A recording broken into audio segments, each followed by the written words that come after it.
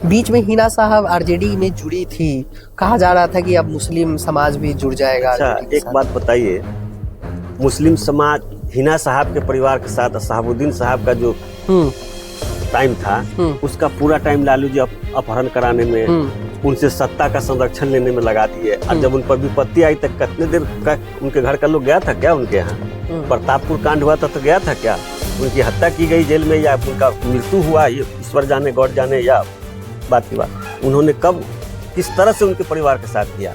आपने बोला कि लालू जी के खिलाफ हम उस समय में आंदोलन करके उनके अगेंस्ट में बहुत सारी लड़ाई लड़े, लेकिन उनका जो लड़का है अभी तेजस्वी यादव, अभी युवा चेहरा के तौर पे हर जगह जा रहे हैं, हर जगह स्ट्रगल कर रहे हैं, लेकिन बेटा तो आखिर उनके ही है।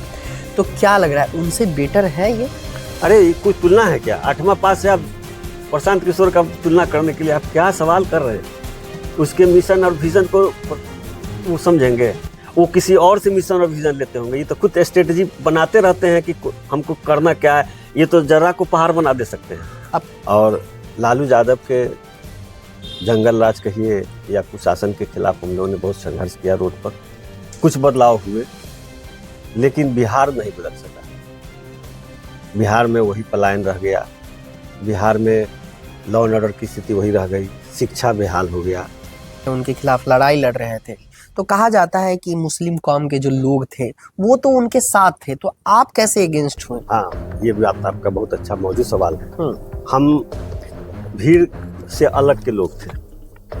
हम ये नहीं देखते थे कि लालू जी मुसलमानों के लिए क्या कर रहे हैं, वो करते भी क्या कर रहे थे, वो तो अपने परिवार के लिए कर रहे थे, वो तो अपहरण का उद्योग लगाए हुए थे। हम सीतामढ़ी में समस्याओं का अंत नहीं, अनगिनत समस्याएं हैं। उन सबों के सामने एक प्रस्ताव पारित हुआ था कि सीतामढ़ी के, हम प्रस्ताव भेजे थे, मेरा अभी रिकॉर्ड है मेरे पास, कि सीतामढ़ी की जो पहचान, जो माँ सीता की धरती है, यहाँ जन्म जल स्थली है, इसका जो विकास होना चाहिए था वो अब तक नहीं हुआ।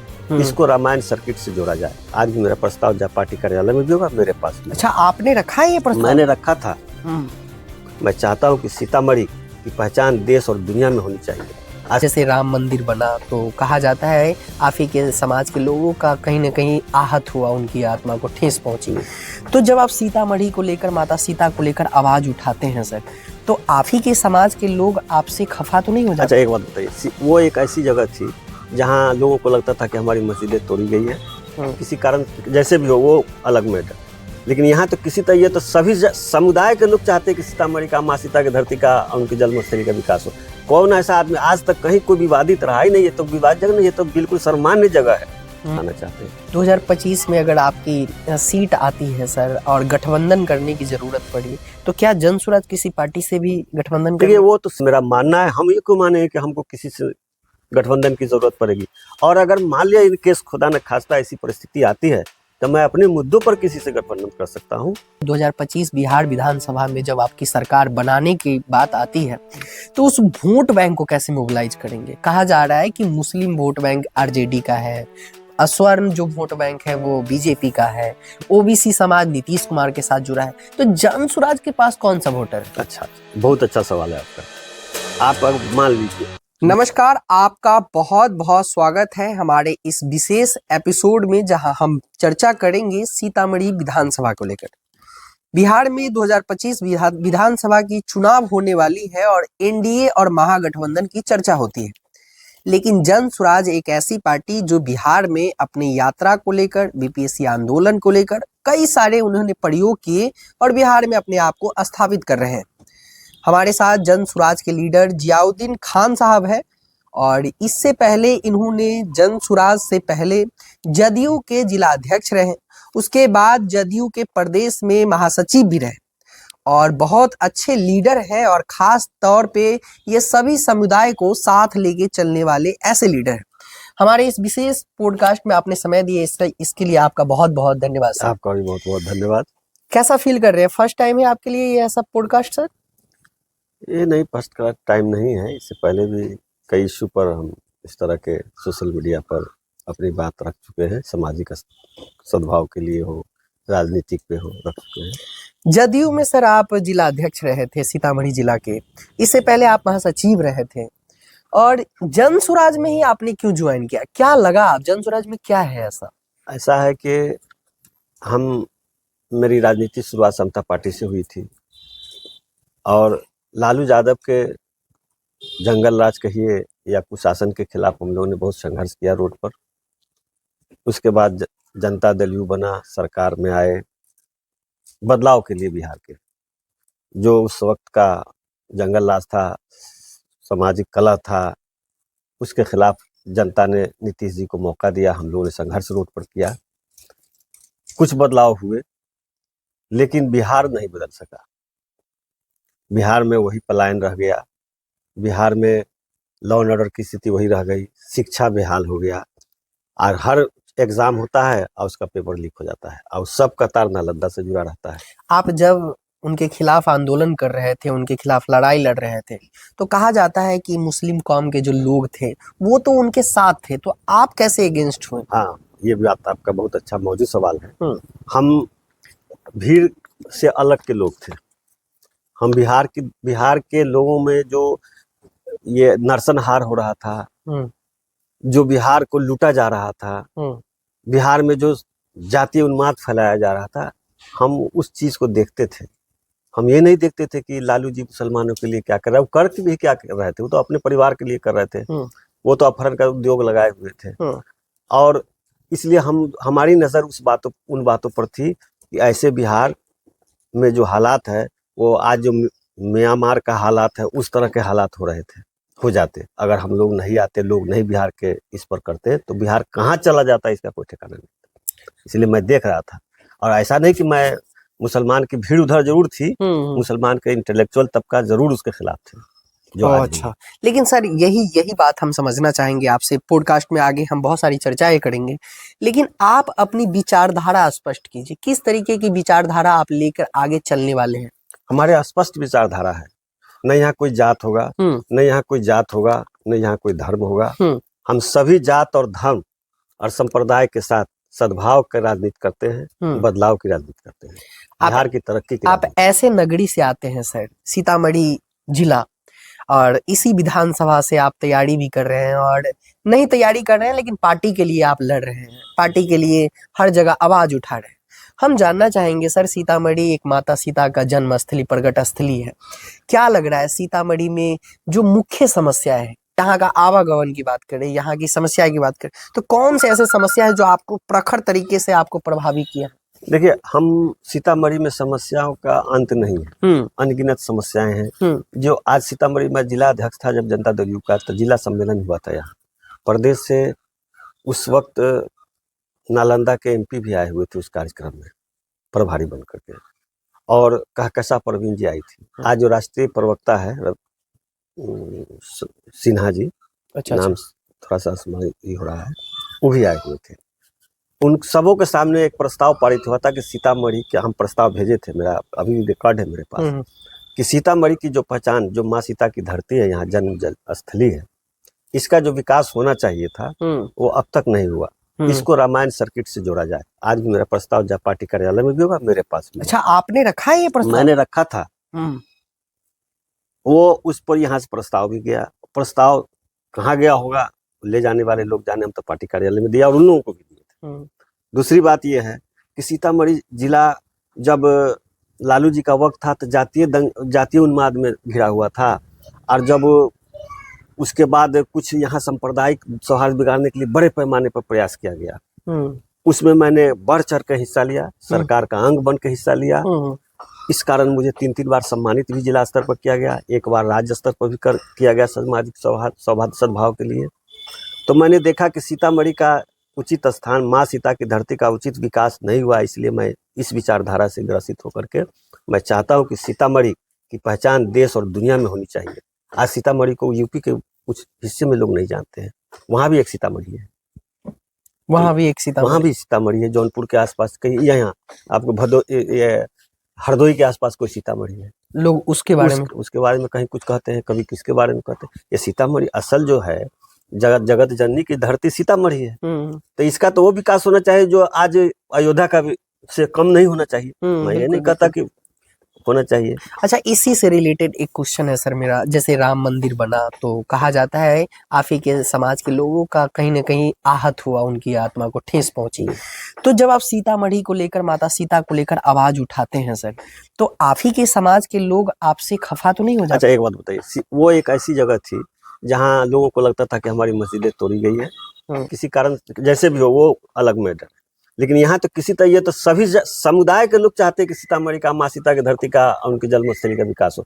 कौन ऐसा आदमी आज तक कहीं कोई विवादित रहा ही नहीं। ये तो विवाद जगह नहीं, ये तो बिल्कुल सर्वमान्य जगह है। ये सर्वमान्य भूमि है सीतामढ़ी की धरती। जो आपका कहने का मतलब है जहाँ विवादित था वहां बना दिया गया, लेकिन जहाँ लेकिन नहीं है वहां क्यों नहीं? ये क्यों नहीं हुआ? यहाँ किसने रोका था? यहाँ कौन कोर्ट की समस्या थी? आप जब यहाँ से दूसरा एक और क्या है कि आप देखिएगा, सीतामढ़ी उसी तरह गली कुची में भी बसा हुआ है। आज जमीन रोड की होते हुए भी इतना इंक्रूचमेंट करके कर दिया गया कि आप अगर सदर अस्पताल में जाना चाहेंगे डुमरा से, या किसी कोने से सुदूर प्रखंडों से आएंगे और सीधा जिला अस्पताल जाना हो, जी जी, तो आपका मरीज रास्ते में ही दम तोड़ देगा। बरसों से रेल पुल, ओवरब्रिज का बनने का निर्माण कार्य शुरू है। लगता है कि आधा जब तैयार होगा तो उसका आधा पार्ट खत्म हो गया होगा। 5 ऐसी योजनाएं सर जो आप सीतामढ़ी को लेकर फर्स्ट प्रायोरिटी पे रखते हैं। मैं यहाँ के सबसे बड़ी समस्या यह है कि यहाँ को जो जाम की समस्या है, जो ट्रैफिक की जो समस्या है, उसको सीतामढ़ी में माँ लखनदेई नदी है, आज नाला बन के रह गया है। हर हालत में सीतामढ़ी के लखनदेई नदी को में जल प्रवाहित कराएंगे। बहुत अच्छा मुद्दा है, बहुत अच्छा। ये है। तीसरी बात, माँ सीता की जन्म स्थली है और ये भव्य रूप से उसको सजाने का काम करेंगे। सामाजिक एकता के लिए अपनी जान की कुर्बानी भी देनी होगी, तो उससे पीछे नहीं हटेंगे। अब तक मैंने साबित किया है कि 12 बजे रात में भी अगर हमको हमारी ज़रूरत पड़ी है प्रशासन को, तो यहाँ से उस वक्त आपको नक्सल प्रभावित इलाका था महसा फरकपुर, 12 बजे रात में वहाँ पहुंचा था। रूनीसैदपुर विधानसभा जी आता है ये। आता है। उस वक्त मैंने नोचा के मुहर्रम में दंगा हुआ वहां पहुंचा था, कचोर में दंगा हुआ वहां पहुंचा था। इस तरह से जिला की किसी भी जगह पर मैं अकेले चला जाता था। समुदाय में पैठ होने के कारण, समुदाय में पैठ, लोग जानता है कि यह आदमी बिल्कुल निष्पक्ष है, ये आदमी धर्मनिरपेक्ष है। मैं जब मुखिया का चुनाव लड़ता था तो पहली बार जब 2001 में मैं मुखिया बना, उस समय मैं प्रचार प्रसार करने गया था। 3 बार से आप मुखिया, लेकिन 2 बार मेरी पत्नी मुखिया बनी। मैं वोट मांगने मेरे परिवार का लोग नहीं गया था। लोग अपने आप वोट देते थे, वो देखते थे कि जितने लोग खड़े उसमें से बेहतर कोई नहीं है। मैं वही हाल विधानसभा में कर दूंगा, और मौका अगर मिला तो पार्टी लड़ाएगी तब। ऐसा नहीं कि मैं पार्टी के नियम, पार्टी के रूल के विरुद्ध जाऊंगा, पार्टी के निर्णय के विरुद्ध जाऊंगा। लेकिन पार्टी अगर मौका देगी तो निश्चित रूप से जो हमारी पहचान रही है, जो मैंने खिदमत किया है सीतामढ़ी की जनता के लिए, सामाजिक सद्भाव के लिए, इसका जरूर लोग याद किए हुए। आपको लग रहा है सर कि सीतामढ़ी में शिक्षा और स्वास्थ्य को लेकर ये बहुत पीछे रह गया है? बहुत पीछे। बिहार के सबसे पिछड़े जिलों में सीतामढ़ी जिला है। सीतामढ़ी में टैलेंट की कमी नहीं है बच्चों में, लेकिन न यहाँ उचित व्यवस्था है, न स्कूल का अच्छा इंतजाम है। सरकारी स्कूल का तो बात ही छोड़ दीजिए, प्राइवेट स्कूल में लूटपाट होता है जिसमें गरीब के बच्चे नहीं पढ़ सकते हैं। माने गरीब के बच्चे का वहाँ दाखिला हो ही नहीं सकता, हो ही नहीं सकता। तो फिर सरकारी स्कूल को हम लोग चाहेंगे कि मॉडल स्कूल, हमारे पार्टी की एजेंडा भी है कि एक मॉडल स्कूल बनेगा, और प्राइवेट स्कूल से लोग नाम कटवा के सरकारी स्कूल में नाम एडमिशन कराएंगे। ऐसी व्यवस्था हम लोग लाना चाहते हैं। 2025 में अगर आपकी सीट आती है सर और गठबंधन करने की जरूरत पड़ी, तो क्या जनसुराज किसी पार्टी से भी गठबंधन देखिए, वो तो सीट आएगी। हम तो 243 सीट पर लड़ने जा रहे हैं, हमारी पार्टी लड़ेगी। हम, कोई लड़ेगा 100 सीट पर, कोई लड़ेगा 150 सीट पर, या उससे भी नीचे लड़ेगा। हमारी पार्टी 243 सीट पर लड़ेगी, और जिसकी जितनी हिस्सेदारी उतनी उसकी भागीदारी के आधार पर लड़ेगी। और मेरा मानना है, हम ये को माने कि हमको किसी से गठबंधन की जरूरत पड़ेगी। और अगर मान लिया इन केस खुदा न खास्ता ऐसी परिस्थिति आती है, तो मैं अपने मुद्दों पर किसी से गठबंधन कर सकता हूँ, किसी दूसरे के मुद्दे पर नहीं। हमारा जो 5 एजेंडा है हमारे पार्टी का, जो हम आएंगे सत्ता में तो हमको 5 क्या काम करना है, वो अगर हमारा उसको सर्व प्रायोरिटी में हम रख करके हम लोग किसी से, उस वक्त की परिस्थिति है। अभी तो हम लोग खुद चाहते हैं कि हमारी पार्टी सत्ता में आएगी। अभी आप खुद चाहते हैं कि पार्टी सत्ता में आएगी। सबसे बड़ी बात है सर, 2025 बिहार विधानसभा में जब आपकी सरकार बनाने की बात आती है, तो उस वोट बैंक को कैसे मोबिलाइज करेंगे? कहा जा रहा है कि मुस्लिम वोट बैंक आरजेडी का है, स्वर्ण जो वोट बैंक है वो बीजेपी का है, ओबीसी समाज नीतीश कुमार के साथ जुड़ा है, तो जन स्वराज के पास कौन सा वोटर है? अच्छा, बहुत अच्छा सवाल है आपका। आप अगर मान लीजिए बीजेपी के यादव जी के पास अपना वोट 17% है और मुसलमान का 18, उसका उनका तो अपना बाहरी 13% है, मुसलमानों का 18% वोट मान के चलते हैं। बीजेपी सवर्णों को मान के चलती है, ये अति पिछड़ा का आपका यही कहना है। लेकिन आप देख लीजिएगा कि बीजेपी भी जो सवर्ण लोग हैं वो भी मजबूरी में नीतीश जी के साथ है, और मुसलमान भी मजबूरी में बीजेपी के साथ है, आरजेडी के साथ है। ये दोनों की मजबूरी कैसे खत्म होगी, ये दोनों समझ रहे हैं, दोनों पर काम हो रहा है, दोनों को विकल्प चाहिए, और जन स्वराज पहला विकल्प बनेगा दोनों के लिए। बीच में हिना साहब आरजेडी में जुड़ी थी, कहा जा रहा था कि अब मुस्लिम समाज भी जुड़ जाएगा। अच्छा, एक बात बताइए, मुस्लिम समाज हिना साहब के परिवार के साथ शहाबुद्दीन साहब का जो टाइम था, उसका पूरा टाइम लालू जी अपहरण कराने में, उनसे सत्ता का संरक्षण लेने में लगा दिए। और जब उन पर विपत्ति आई तक कितने देर का उनके घर का लोग गया था क्या उनके यहाँ? प्रतापपुर कांड हुआ था तो गया था क्या? उनकी हत्या की गई जेल में, या उनका मृत्यु हुआ, ये ईश्वर जाने गौर जाने, या बात की बात उन्होंने कब किस तरह से उनके परिवार के साथ किया।